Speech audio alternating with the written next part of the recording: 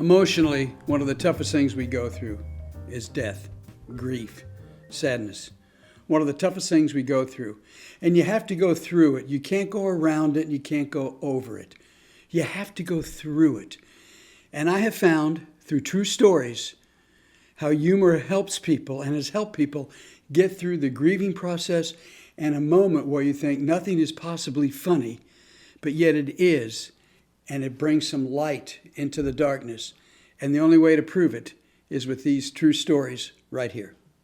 My father, Jerome J. Fussell, was one of the nicest and kindest men I've ever met. He was a grammarian, and he defined all the religion words for Merriam-Webster's International Dictionary. He took a turn for the worse one day after having a stroke. He was in the hospital, and my sister Nancy got a call.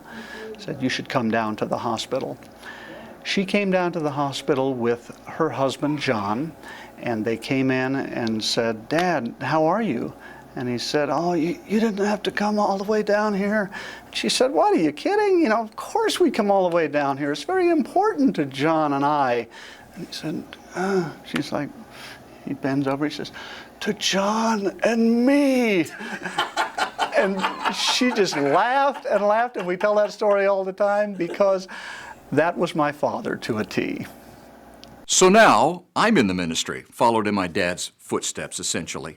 And I have learned that one of the ways that you deal with people is humor. In their crisis, you have to discover what humor is all about and how it brings healing. And there are a lot of times that you least expect humor to work. In one case, in particular, I remember I was officiating a funeral. And, you know, at the end of the funeral service, the family gathers around the casket. Everybody has left the auditorium. The family is there for the final viewing. It's a very sad moment for so many people. Well, this woman had died. She had many children and lots of nieces and nephews, and she was obviously very important to the family. She had died suddenly, so it was all very, very sad. And the family is gathered around the casket, and there must have been 40 of them easily.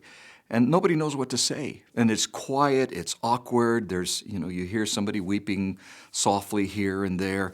And as there was this total lull, one of her daughters, completely innocently, not even realizing what she had said, "You know, if Mom knew that we had buried her in that dress, she would just die." And there was this little snicker, and then a giggle, and then a laugh, and pretty soon they're all laughing and hugging and crying and laughing and hugging and crying. And that was when you realized we're going to be okay. We're going to get through this together. And that's what humor does. Beautiful, huh? Real people, real problems, real funny. Grief is not really a problem. Grief is just a fact of life, and we need to find some humor, some way to get through it, some way to bring that light into the darkness. Because you can't laugh off your sadness. Impossible. And you can't go around your sadness. You have to deal with it. And one of the ways is bringing light into that darkness. True story from my family. My dad had a brain tumor. And when I got back and talked to him after he found out he had it, because I was out of town, he said, "What do you think, son?" And I said, "Dad, here's what I think." "What did the doctor say?" He said, "Well, I've got 2 months." I said, "Okay, Dad, here's my analogy. You're teeing off the 18th tee. You're on the final tee box. Play the hole as long as you want. Take as many strokes as you want. It's your final hole. Play it out to the fullest." My dad looks at me and says, "Son, you know, I've had prostate cancer for the last 4 months, and I haven't had anything resembling any kind of stroking going on in my life," and smiles. That was my dad. My dad found a way to bring humor, lightness to a heavy situation.